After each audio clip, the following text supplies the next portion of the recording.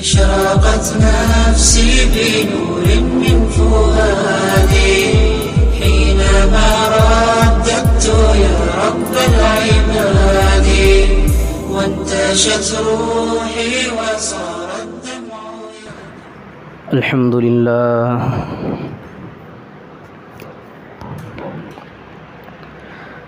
لله نحمده ونستعينه ونستغفره ونؤمن به ونتوكل عليه ونعوذ بالله من شرور أنفسنا ومن سيئات أعمالنا من يهده الله فلا مضل له ومن يضلله فلا هادي له ونشهد أن لا إله إلا الله وحده لا شريك له ونشهد أن سيدنا وسندنا ونبينا وحبيبنا ومولانا محمدا عبده ورسوله. أما بعد فقد قال الله تبارك وتعالى في كلامه المجيد والفرقان الحميد بعد أعوذ بالله من الشيطان الرجيم بسم الله الرحمن الرحيم. يا أيها الذين آمنوا كونوا قوامين بالقسط شهداء لله. وقال تعالى في موضع آخر ولا تكتموا الشهادة ومن يكتمها فإنه آثم قلبه والله بما تعملون عليم. وقال تعالى في مقام آخر ومن أظلم ممن كتم شهادة عنده من الله. عن عبد الله بن عمر رضي الله عنه سمع رسول الله صلى الله عليه وسلم قال إن من أكبر الكبائر الإشراك بالله وعقوق الوالدين وشهادة الزور. وقال نبينا صلى الله عليه وسلم ألا كلكم راع وكلكم مسؤول عن رعيته أو كما قال صلى الله عليه وسلم. مہمانان مکرم، دینی بھائیوں، دوستوں، عزیزوں اور بزرگوں،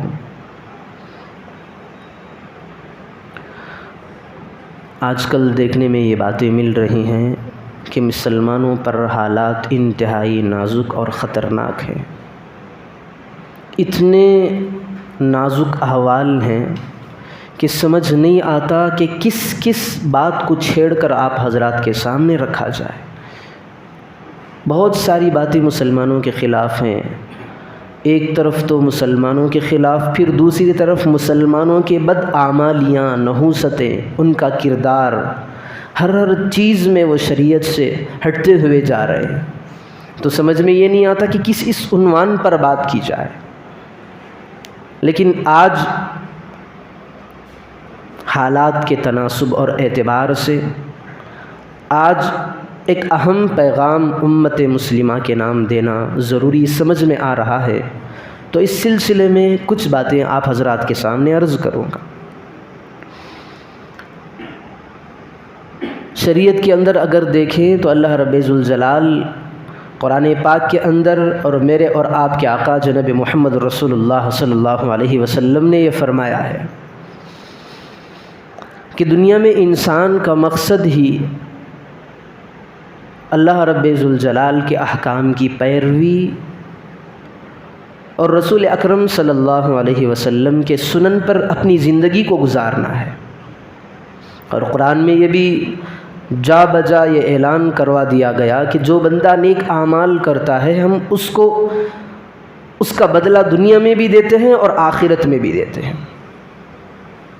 اگر اس کا الٹا کیا جائے، نافرمانیاں کی جائیں، اور نافرمانیوں کے اندر بھی قرآن کریم اور احادیث کے اندر یہ بات ملتی ہے کہ بعض نافرمانیاں چھوٹی ہوتی ہیں اور بعض بڑی ہوتی ہیں۔ چھوٹی، اگر بندہ چھوٹے گناہ کے اندر ملوث ہے، چھوٹے گناہ کے کام کر رہا ہے، اس کے پیچھے کوئی اچھائی کر لیتا ہے تو اللہ رب ذوالجلال اس چھوٹی سی برائی کو معاف کر سکتا ہے۔ لیکن بعض برائیاں، بعض گناہ بڑی قسم کے ہیں۔ اللہ کے پیارے حبیب صلی اللہ علیہ وسلم نے فرمایا بغیر توبے کے معافی ہو ہی نہیں سکتی، اور ان بعض جو بڑے گناہ ہیں اس میں سے اور بھی بہت زیادہ پاورفل قسم کے گناہ ہیں۔ حضرت عبداللہ بن عمر رضی اللہ عنہ کی روایت ہے، وہ فرماتے ہیں کہ میں نے رسول اکرم صلی اللہ علیہ وسلم کو سنا ہے، آپ علیہ الصلاۃ والسلام سے پوچھا گیا۔ روایتیں مختلف ہیں، حضرت انس رضی اللہ عنہ کی روایت بخاری شریف میں دیگر ملتی ہے۔ حضرت انس رضی اللہ عنہ سے پوچھا گیا تو حضرت انس رضی اللہ عنہ نے اللہ کے پیارے حبیب صلی اللہ علیہ وسلم کے حوالے سے یہ بتایا کہ جب آپ علیہ الصلاۃ والسلام سے پوچھا گیا کہ سب سے بڑے گناہ کیا ہیں، تو سرور کونین صلی اللہ علیہ وسلم نے فرمایا بڑے گناہوں کی فہرست کے اندر سب سے پہلی بات میرے اور آپ کے آقا جناب محمد رسول اللہ صلی اللہ علیہ وسلم نے یہ بتائی، الاشراک باللہ، اللہ کے ساتھ کسی کو شریک کرنا۔ یہ گناہوں میں ان من اکبر الکبائر، سب سے بڑا گناہ، سب سے پہلا سٹیپ الاشراک باللہ، اللہ کے ساتھ کسی کو شریک کرنا۔ پھر اس کی تمام تفصیلات بتاتے بتاتے پھر نمبر 2 پر آئے۔ اللہ کے پیارے حبیب صلی اللہ علیہ وسلم نے فرمایا عقوق الوالدین، والدین کی نافرمانی کرنا شرک کے بعد سب سے بڑا گناہ ہے۔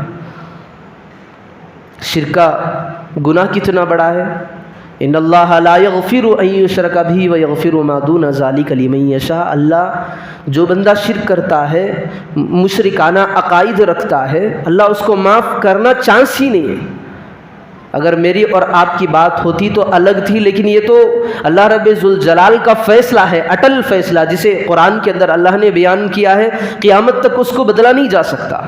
لا یغفر ان یشرک بہ، جو بندہ شرکی افعال میں مبتلا ہوتا ہے، کسی بھی چھوٹی سی چھوٹی قسم کے اندر شرک کرتا ہے، تو پھر اللہ رب ذوالجلال کی طرف سے کھلا ہوا اعلان ہے میں اس کی بخشش نہیں کروں گا۔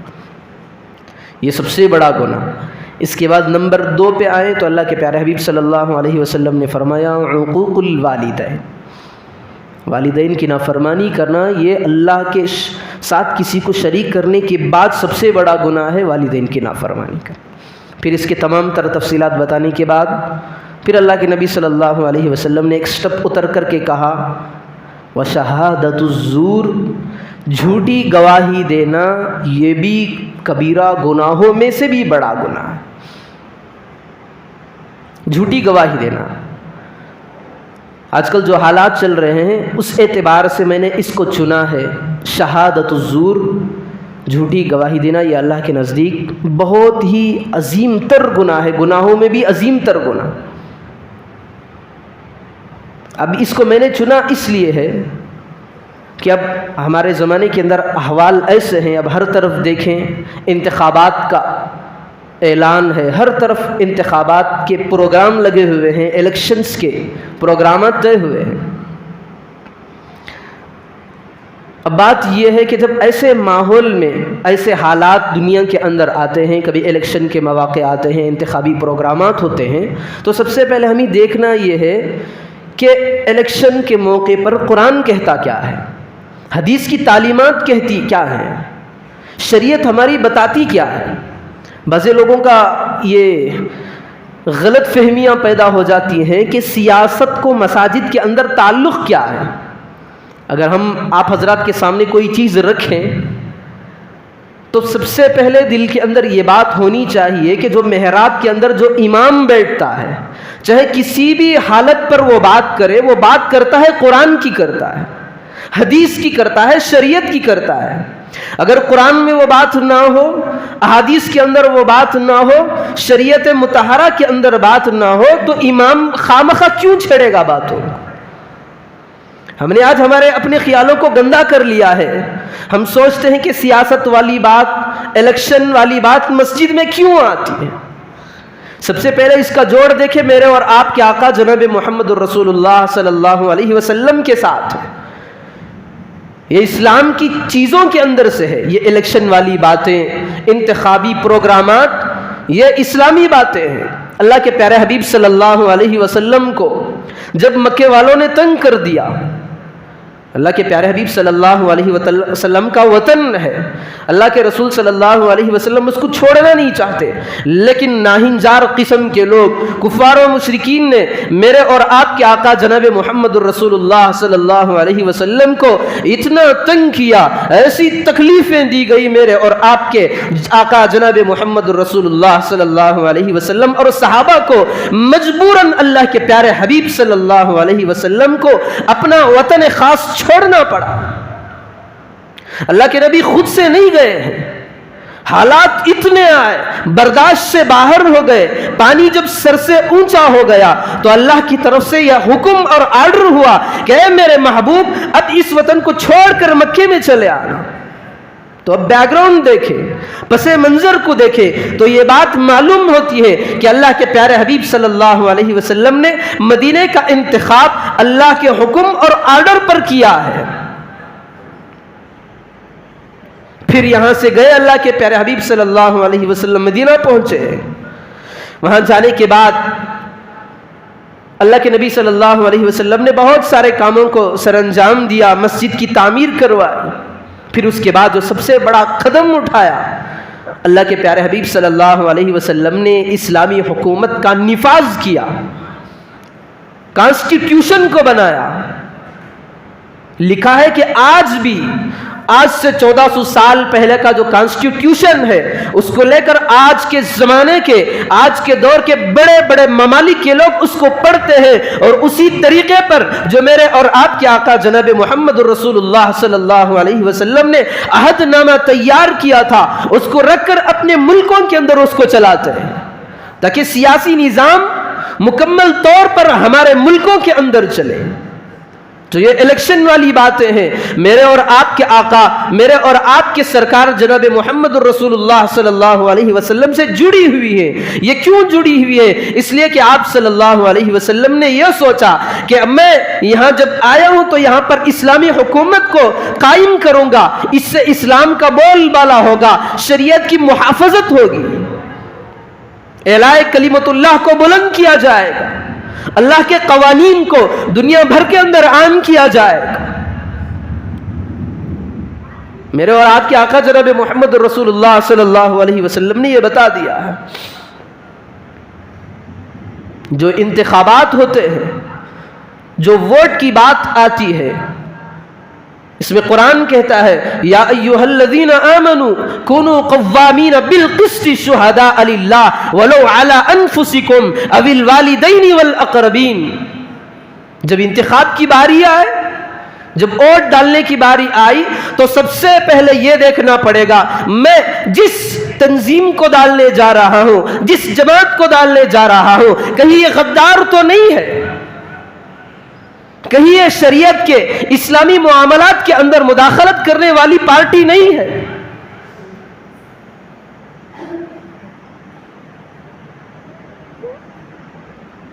ہم لوگ آج ہمارا رویہ یہ ہے، کہتے ہوئے شرم بھی آتی ہے کہ مسلمان اپنے ایک ووٹ کو نوٹ کے بدلے دے رہا ہے۔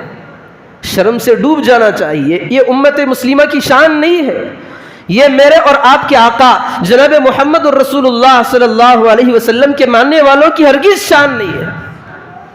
نوٹ کے بدلے ووٹ، یہ عجیب قیامت ہے مسلمانوں پر۔ اگر یہ بات کافر کی ہوتی تو کوئی اعتراض نہیں ہے، یہ ایمان والے کی بات ہے، رشوت کی بات ہے، سود خوری کی بات ہے۔ ہم میں سے بعض مسلمان اس بات کو سمجھنے سے قاصر ہیں۔ اللہ کے پیارے حبیب صلی اللہ علیہ وسلم کا کھلا ہوا اعلان ہے، الراشی والمرتشی، ایسے معاملات کے اندر خرید و فروخت کرنے والا، ووٹ کے بدلی نوٹ لینے والا، شریعت نے حکم بتا دیا کہ یہ بھی جہنمی ہے، لینے والا بھی جہنمی ہے، دینے والا بھی جہنمی ہے۔ یہ مسلمان کا اپنا ذاتی حق ہے۔ ایک تو رشوت ہو گئی اور دوسرا تو مال حرام ہے۔ جب اب سوچیں کہ بندہ کس لیے مال حرام کو لیتا ہے، یا تو اپنا پیٹ پالنے کے لیے، یا اپنے بیوی بچوں کے لیے، یا اولاد اور رشتہ دار کے لیے۔ جب دنیاوی معاملات میں پھنس جاتا ہے، معاشی تنگی کے اندر اٹک جاتا ہے، تو اس طرح کا قدم اٹھانا پڑتا ہے، پیسے لیتا ہے۔ وہ پیسے جن سے اپنے پیٹوں کے اندر غذاؤں کو داخل کرتا ہے، اپنے اہل و عیال کی پرورش کراتا ہے، تو یہ خود قیامت کے دن اس کے بچے کھڑے ہو جائیں گے، اولاد ایک طرف کھڑی ہو جائے گی، اس کی بیوی کھڑی ہو جائے گی، اہل خانہ کھڑے ہو جائیں گے۔ جن پیسوں کی خاطر لالچ میں ہم نے ووٹ کے بدلی نوٹ کو لے کر کے ان پیسوں سے اپنی پرورش کی، اپنے اولاد کی پرورش کی، یہ قسم خدا کی قیامت کے دن ہمارے مخالف بن کر کے کھڑے ہو جائیں گے۔ تو اس وقت سوچیں گے کاش ہم نہ لیتے تو کتنا اچھا ہوتا، لیکن تب تک وقت ہاتھ سے نکل چکا ہوگا۔ آج اللہ نے ہمارے پاس وقت دیا ہے، موقع دیا ہے، سمجھ دیا ہے۔ بار بار جمعے کے اندر یہ بات بتانے کے باوجود کہ ایسے میٹنگوں کے اندر پیسوں کو لینا یہ صریح طور پر رشوت ہے، سود خوری ہے، اللہ کے پیارے حبیب صلی اللہ علیہ وسلم کی شریعت کی حکم عدولی ہے۔ پھر بھی ہمارے مسلمان بھائی نا واقف، نا اہل، نا سمجھ ہو کر کے بھولے بھالے اپنے ان کے پیسوں کو لے کر کے اپنا ایمان بیچ دیتے ہیں، پھر حرام مال سے اپنی اولاد کی پرورش ہوتی۔ میں آپ کو ایک بات بتاؤں، جب بات ووٹ کی آ ہی گئی تو ووٹ دینا ایک امانت ہے۔ اللہ قرآن کریم میں کہتا ہے وَمَنْ أَظْلَمُ مِمَّنْ كَتَمَ شَهَادَةً عِنْدَهُ مِنَ اللَّهِ وَلَا تَكْتُمُوا الشَّهَادَةَ وَمَنْ يَكْتُمْهَا فَإِنَّهُ آثِمٌ قَلْبُهُ وَاللَّهُ بِمَا تَعْمَلُونَ عَلِيمٌ۔ دو باتیں ہمارے سامنے ہیں، ایک تو ووٹ ڈالنا ہی ہے، دوسرا صحیح کا انتخاب کرنا ہے، غلط کا نہیں انتخاب کرنا۔ ووٹ ڈالنا ہی ہے، وَمَن يَكْتُمْهَا فَإِنَّهُ آثِمٌ قَلْبُهُ، جو ووٹ نہیں ڈالے گا، قرآن کی کھلی ہوئی بات ہے، وہ گنہگار ہے اللہ کے نزدیک۔ ہم سمجھتے ہیں کہ بھائی ڈالیں کیوں ووٹ، ڈالنے سے فائدہ کیا ہوگا؟ جو یہ ہمارے ووٹ ہیں، اگر ایک ووٹ کم ہو جائے تو حکومت گھٹ سکتی ہے، ایک ووٹ زائد ہو جائے تو حکومت کا قیام ہو سکتا ہے۔ ایسا نہیں کہ یہ بیکار نہیں ہے۔ مفتی شفیع عثمانی رحمۃ اللہ علیہ نے لکھا ہے کہ جو ہمارے اس زمانے کے اندر ووٹ نہیں ڈالتا وہ گناہ کبیرہ کا ارتکاب کرنے والا ہے، کیونکہ یہ ہمارا حق ہے، ہم کو وصول کرنا ہے بھرپور طریقے سے، تو ووٹ ہر ایک کو ڈالنا ہے۔ گھر کے اندر بڑے ہوں جو جن کی عمر 18 سال سے زائد ہو ان کو بھی ڈالنا ہے، اور جو جن کی عمریں 50 60 70 سے پار کر گئی ہیں، جن کے جسموں کے اندر طاقت نہیں ہے، تو ان کا بھی انتظام کرنا پڑے گا۔ وہاں تک پہنچیں گے، کسی طریقے سے ان کو بٹھا کر کے لے جائیں گے، ان کا اپنا حق انتخاب جو ہے اس کو بھرپور وصول کریں گے۔ اب دوسری بار نمبر 2 کی بات آتی ہے، ڈالنا ہے تو کس کو ڈالیں؟ ہم سب جانتے ہیں کہ ڈالیں گے ایسے بندے کو، ایسی حکومت کا نظام قائم کریں گے جو اسلامی احکام کے اندر مداخلت نہ کرے۔ ہم آج دیکھ رہے ہیں کہ دنیا کے اندر جو احوال ہیں، میں آپ کو ایک بات بتاؤں، جو غیر ہے ہمارا وہ سارے ایک جٹ ہو کر کے کھڑے ہیں، مسلمان تتر بتر ہو گئے، کوئی ادھر جا رہا ہے، کوئی ادھر جا رہا ہے، کوئی پیسوں کے لالچ میں اپنے ووٹوں کو بیچ رہا ہے، 2 مٹھی چاول 2 مٹھی اناج ایک کپ شکر کے بدلے میں اپنے ایمان کا بھی سودا کر رہا ہے، اپنے ووٹ کا بھی سودا کر رہا ہے۔ اب مسلمان جب بٹ رہا ہے تو یہ بات یقینی ہے کہ ہم پر جو حکمران ہوگا، ہم پر جو حکومت کرنے والا ہوگا، وہ اسلامی شریعت کے اندر مداخلت ضرور کرے گا، ہماری بیویوں، ہماری بچیوں کے سروں کے اوپر سے اپنے دوپٹے کو اتارے گا، مساجد کے اندر پابندی ضرور لگائے گا، مساجد کے اندر لاؤڈ سپیکر پابندی ضرور لگائے گا، اذان پر پابندی لگائے گا، حلال ذبیحوں پر پابندی لگائے گا۔ یہ کیوں ہو رہا ہے؟ کیونکہ مسلمان تتر بتر ہو چکا ہے، مسلمان الگ الگ ہو چکا ہے۔ یہ بھی قرآن کریم کی صریح طور پر مخالفت ہے۔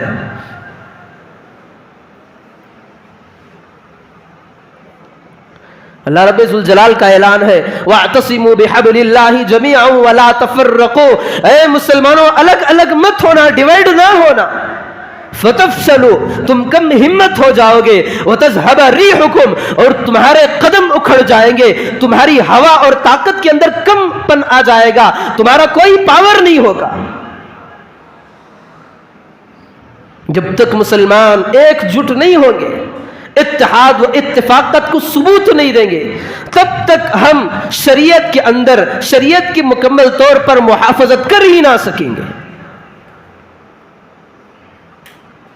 تو ایسے ماحول کے اندر مسلمانوں کو یہ فیصلہ لینا چاہیے کہ میں جس ووٹ کا انتخاب کرنے جا رہا ہوں یہ شہادت ہے، گواہی ہے۔ گویا کہ بندہ جب ووٹ ڈالنے کے لیے جاتا ہے تو یہ کہتا ہے کہ میں گواہی دیتا ہوں کہ یہ بندہ نیک ہے، یہ بندہ نیک ہے، اس سے مسلمانوں کا فائدہ ہوگا، یہ کسی قسم کی شرارت کے اندر اترنے والا نہیں ہے۔ تو یہ گواہی ہے۔ اور اللہ کے پیارے حبیب صلی اللہ علیہ وسلم نے گناہ کبیرہ کے اندر یہ بات بھی بتا دی، جو جھوٹی قسم کی گواہی دے گا وہ گناہ کبیرہ کا مرتکب ہے۔ اب میں جان رہا ہوں کہ بھائی میں اگر اس کو ووٹ دوں گا تو یہ مسلمانوں کے خلاف ہوگا، مجھے معلوم ہے میں نے صرف پیسوں کی خاطر اپنے خاندان والوں کے لیے، ان کے بچاؤ کے لیے، ان کی زندگی گزارنے کے لیے میں نے فلاں تنظیم سے پیسے لیا، پھر میں اس کو ووٹ دے رہا ہوں، حالانکہ مجھے معلوم ہے کہ یہ مسلمانوں کا صریح مخالف ہے، شریعت کا مخالف ہے، دین سے کھلواڑ کرنے والا ہے، امت محمدیہ کے اندر افراتفری کو قائم کرنے والا ہے، پھر بھی یہ جان کر کے میں اس کو ووٹ ڈال رہا ہوں۔ تو اللہ رب ذوالجلال کا فرمان ہے وَمَنْ كَتَمَ شَهَادَةً وَلَا تَكْتُمُ الشَّهَادَةَ وَمَنْ يَكْتُمْهَا فَإِنَّهُ عَاصِمٌ قَلْبُهُ۔ دوسری جگہ یہ اعلان ہے وَمَنْ أَظْلَمُ مِمَّنْ كَتَمَ شَهَادَةً، جانتا ہے کہ ووٹ اس کو نہیں دینا ہے، پھر لالچی بن کر کے چند سکوں کی خاطر، چند نوٹوں کی خاطر یہ ووٹ اس کو دے رہا ہے، یہ سخت قسم کا گنہگار ہے۔ قرآن کا اعلان ہے۔ میں آپ کو بتاؤں امانت کس کو کہتے ہیں؟ تو ہمارے اندر امن و امان کو قائم کرنے کے لیے ہم جانتے ہیں کہ کس پارٹی کو ووٹ دیا جائے۔ میں یہاں کسی پارٹی کی طرفداری کرنے کے لیے واللہ نہیں بیٹھا ہوں، کوئی کھل کر کے نہیں کہے گا کہ آپ فلاں پارٹی کو ووٹ دیں، لیکن ہم میں سے تو ہر ایک آدمی جانتا ہے کس کو دینا ہے کس کو نہیں دینا ہے۔ اللہ کو حاضر و ناظر رکھے، اللہ دیکھ رہا ہے ہمارا اس عمل کو، ہمارے ایمان کا سودا ہے، ہمارے بچوں کے مستقبل کا مسئلہ ہے، ہمارے بچوں کے ایجوکیشن کا مسئلہ ہے۔ آئندہ چل کر کے اگر میں غلط قسم کے امیدوار کو اگر اپنا ووٹ بیچ دوں گا تو حالات کے اندر ہم کو بھی جھلسنا پڑے گا۔ امانت سمجھ کر کے اللہ کو حاضر و ناظر رکھ کر کے دے۔ حضرت عمر رضی اللہ عنہ کا ایک واقعہ ہے، دیکھیں امانت کس کو کہتے ہیں؟ جواب دہی کی بات آتی ہے، ذمہ داری کا احساس ہوتا ہے تو آدمی کا دل بے چین ہو جاتا ہے۔ حضرت عثمان رضی اللہ عنہ کہتے ہیں کہ سخت گرمی کا موقع تھا، ماحول تھا، تاریخ کی کتب کے اندر یہ بات ملتی ہے۔ حضرت عثمان رضی اللہ عنہ کہتے ہیں کہ ایسا موقع تھا ہر طرف دھوپ اپنے قہر کو برسا رہی تھی، آدمی اگر باہر نکلتا تو لو اس کے چہروں کو جھلسا دیتی، اتنی خطرناک قسم کی ہوائیں، گرم ہوائیں، آدمی باہر نکلنے کو بھی پسند نہیں کرتا تھا۔ ایسے ماحول میں حضرت عثمان رضی اللہ عنہ نے دیکھا کہ سخت ریتیلی زمین پر دو اونٹوں کے بچوں کے پیچھے ایک آدمی بھاگ رہا ہے، ان کو پکڑنے جا رہا ہے۔ نقاب پوش ہے جس نے اپنے چہرے کو ڈھانپ رکھا ہے۔ حضرت عثمان رضی اللہ عنہ نے دیکھا کہ بھائی اتنی سخت گرمی کے ماحول میں کتنا بڑا یہ لالچی ہے کہ 2 اونٹوں کے بچوں کے پیچھے پڑا ہوا ہے، اتنی سخت گرمی، دھوپ برس رہی ہے غضب کی، ادھر یہ آدمی اونٹوں کے بچوں کے پیچھے بھاگ رہا ہے۔ حضرت عثمان رضی اللہ عنہ نے اپنے خادم اور نوکر سے کہا کہ بھائی دیکھو ذرا یہ آدمی کون ہے۔ وہ بندہ باہر آ کر کے دیکھا تو چہرہ نظر نہیں آ رہا تھا۔ آ کر کے امیر المومنین حضرت عثمان رضی اللہ عنہ، یعنی اس وقت امیر المومنین جو تھے حضرت عمر تھے، تو انہوں نے آ کر کے حضرت عثمان رضی اللہ عنہ سے کہا کہ ایسا شخص ہے، مجہول قسم کا آدمی ہے جس کے چہرے پہ نقاب ہے، پہچاننا مشکل ہے۔ تو حضرت عثمان رضی اللہ عنہ غور کر رہے تھے، دیکھا کہ وہ آدمی دوڑتا ہوا آتا ہوا حضرت عثمان رضی اللہ عنہ کے چوکھٹ کے پاس سے آ گئے۔ پھر جب دیکھنے پر معلوم ہوا تو یہ معمولی ہستی نہیں ہے، تو عمر بن خطاب رضی اللہ عنہ۔ حضرت عثمان آگے بڑھ کر کے پوچھا امیر المومنین ما اخرجک من هذه الساعة، امیر المومنین آپ کو اتنی کڑک دھوپ کے اندر کس چیز نے باہر نکلنے پر مجبور کر دیا ہے؟ حضرت امیر المومنین عمر بن خطاب رضی اللہ عنہ نے کہا کہ یہ جو اونٹ جا رہے ہیں ان کے پیچھے میں بھاگ رہا ہوں، ان کو پکڑنے کے لیے جا رہا ہوں، یہ مسلمانوں کے بیت المال کے اونٹ میں سے وہاں سے چھوٹ گئے تھے، اب میں بھاگ رہا ہوں پکڑنے کے لیے۔ سخت دھوپ کا عالم ہے، احساس ذمہ داری ایک طرف ہے۔ پھر حضرت عثمان رضی اللہ عنہ نے امیر المومنین سے کہا امیر المومنین اتنی غضب کی دھوپ پڑ رہی ہے، دھوپ ستا رہی، آپ تھوڑی دیر کے لیے میرے یہاں رک جائیں، ٹھنڈا پانی بھی آپ کو مل جائے گا، ٹھنڈی کے لیے سایہ بھی ملے گا۔ تو حضرت عثمان رضی اللہ عنہ سے امیر المومنین نے کہا چھوڑ دو، آپ کی دھوپ، آپ کا چھاؤں، آپ کا سایہ آپ کو مبارک ہو، آپ کا ٹھنڈا مشروب، ٹھنڈا پانی آپ کو مبارک ہو۔ اگر میں تھوڑی دیر کے لیے یہاں پر اور رک جاؤں گا، یہ اونٹ کے بچے ہاتھ سے نکل جائیں گا، اللہ رب ذوالجلال قیامت کے دن میرا گریبان پکڑے گا، پوچھے گا کہ تم نے اپنی بیت المال کے اونٹوں میں سے 2 بچوں کو ضائع کیوں کیا؟ میں اللہ کے دربار میں جواب دے سکوں گا؟ یہ ذمہ داری ہے، یہ بیت المال امت کا مال ہوتا ہے۔ تو ٹھیک مسئلہ ہمارے سامنے بھی یہی آ کر کے کھڑا ہے۔ اب ہمارا مسلمانوں کا انتخاب ہے کہ ہم گواہی سچی دیں گے یا جھوٹی گواہی دیں گے۔ اگر ہم نے غلط امیدوار کا انتخاب کیا، خدا نہ خواستہ، پھر آج تک ہم نے ہمارے اس وطن کے، ہمارے اس مٹی کے احوال کو ہم نے دیکھا ہے کہ بالکل مسلمانوں کے اپوزٹ ہے۔ اگر آج بھی ہم نے صحیح طور پر انتخاب نہیں کیا تو یاد رکھیں بڑوں کی بات ہے۔ میں نام بھی لے لیتا ہوں، حضرت مولانا سجاد نعمانی صاحب دامت برکاتہم العالیہ نے کہا ہے کہ اگر ملک کے حالات خطرناک ہو جائے، اگر مسلمان اپنا ووٹ غیر کو دے، ایسے آدمی کو دے جو شریعت کے اندر مداخلت کرتا ہے، تو انہوں نے یہ بات کہی ہے کہ 2024 اور 25 کے اندر ایسے حالات بھی آنے والے ہیں کہ مسلمانوں پر ظلم و بربریت کے پہاڑ توڑے جائیں گے، جبر و تشدد کیا جائے گا، ایک ایک قبر کے اندر 50 مسلمانوں کو داخل کرنے کی نوبت بھی آ جائے گی۔ یہ اللہ والوں کی بات ہے۔ تو صحیح طور پر اپنے ووٹوں کا انتخاب کرے، صحیح طور پر اپنے امیدوار کو چنے۔ میں آپ کو بتاؤں، ووٹ کو ڈالنا، صحیح انتخاب کرنا ہمارے اسلاف کا نمونہ تھا۔ حضرت حسین رضی اللہ عنہ، جب حضرت علی رضی اللہ عنہ کی خلافت ختم ہوئی، اس کے بعد جب باری آئی خلافت کی، تو امیر المومنین حضرت امیر معاویہ رضی اللہ عنہ تخت نشین ہوئے۔ پھر جب یہ چلے گئے تو ان کا بیٹا جو یزید بن معاویہ تھا یہ تخت نشین ہوا۔ اور یہ جو یزید ہے یہ میرے اور آپ کے آقا جناب محمد رسول اللہ صلی اللہ علیہ وسلم کا نسبتی برادر ہے، رشتے میں بھائی بھی لگتا ہے، حضرت حسین رضی اللہ عنہ کا ماموں لگتا ہے۔ جب مکے کے حالات کو دیکھا حضرت حسین رضی اللہ عنہ نے دیکھا کہ یزید کے ہاتھ پر بیعت ہونے کی باتیں ہو رہی ہیں، حضرت حسین رضی اللہ عنہ کو معلوم تھا کہ یہ آدمی صحیح امیدوار نہیں ہے، اگر اس کو ووٹ دیا جائے، اس پر ووٹ ڈالا جائے، اگر اسے امیدوار بنا دیا جائے، اس پر ہم نے اپنے ہاتھ لے جا کر کے اس پر بیعت ہم نے اگر خدا نہ خواستہ کر دی تو دنیا کا ماحول خطرناک ہو جائے گا، خراب ہو جائے گا، اسلامی قوانین کے اندر تبدیلیاں آ جائے گی، اللہ اور اس کے رسول کی نافرمانی کرے گا، مسلمانوں پر حالات ضرور آئیں گے، تو میں اس کو ووٹ نہیں دوں گا، اس کا انتخاب میں نہیں کروں گا۔ تو یہاں سے حضرت حسین رضی اللہ عنہ مدینے کو چھوڑ کر کے کوفے کی طرف چل پڑے، اپنے رشتہ داروں کے ساتھ، اہل و عیال کے ساتھ، اپنے دوستوں کے ساتھ نکل کر کے چل پڑے۔ وہاں جا کر کے دیکھا، وہاں پر بھی فضائیں ایسی ہی بنی ہیں، وہاں پر بھی دیکھنے کو یہ بات معلوم ہو رہی ہے کہ ہر طرف یہ صدائیں گونج رہی ہیں کہ ووٹ یزید بن معاویہ کو دیا جائے۔ حضرت حسین رضی اللہ عنہ نے دیکھا یہاں پر بھی یزید کی باتیں ہو رہی ہیں، تو مخالفت کے طور پر اٹھ کر کے کھڑے ہو گئے، میں اسے ووٹ دینے والا نہیں ہوں، اس کے خلاف شہادت دینے کے لیے تیار نہیں۔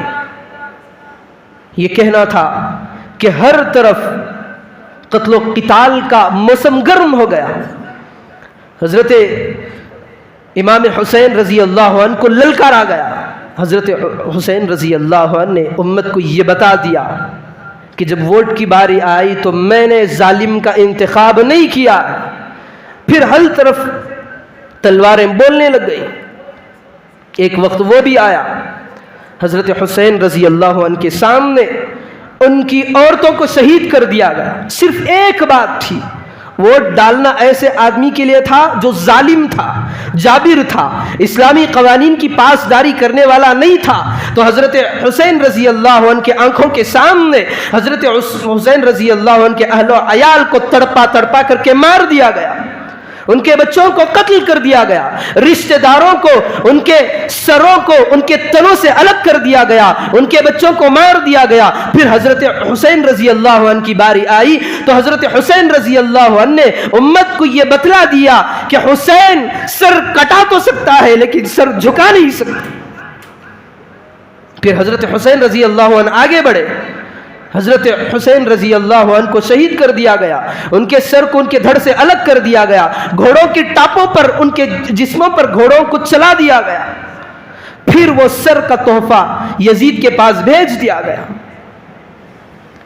اگر حضرت حسین رضی اللہ عنہ یزید کے ہاتھ پر بیعت کر لیتے تو کیا سکون سے نہیں رہ سکتے تھے؟ حضرت حسین رضی اللہ عنہ اپنی زندگی سکون کے ساتھ جی سکتے تھے، اپنے اہل و عیال کی زندگیوں کو بچا سکتے تھے، اپنی اولاد کے گردنوں کی کٹانے سے بچا سکتے تھے، لیکن حضرت حسین رضی اللہ عنہ نے ایسا انتخاب نہیں کیا، کیونکہ وہ معلوم تھا اگر میں ووٹ اس کو ڈالوں تو شریعت کے قوانین تتر بتر ہو جائیں گے، شریعت کا نفاذ نہیں ہوگا، اسلام کا بول بالا نہیں ہوگا، ظلم و بربریت کا نفاذ کیا جائے گا، میں اس کو ہر قسم کی کسی بھی چیز پر میں اس کو ووٹ ڈالنے والا نہیں ہوں۔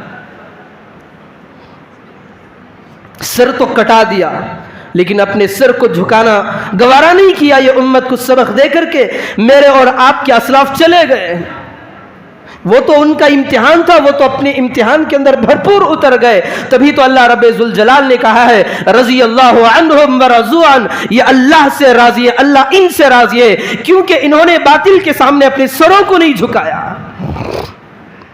وہ تو کامیاب ہو گئے۔ اب باری میری اور آپ کی ہے، اسلام کے تحفظ کی بات ہے، ایمانداری کے ثبوت دینے کی بات ہے، اپنے اہل و عیال کو بچانے کی بات ہے، ان کے مستقبل کو سنوارنے کی بات ہے۔ اگر ہم غلط امیدوار کو چنیں تو قسم خدا کی ہمارے حالات بھی دیگر کو ہو جائیں گے، ہمارے اس جو اچھے ماحول کے اندر ظلم و بربریت آ جائے گی، پھر مسلمانوں کا بے باکی سے خاتمہ کر دیا جائے گا۔ بس 2-3 دن ہمارے پاس باقی رہ گئے، 10 تاریخ سے پھر الیکشن کا ماحول گرم ہونے والا ہے۔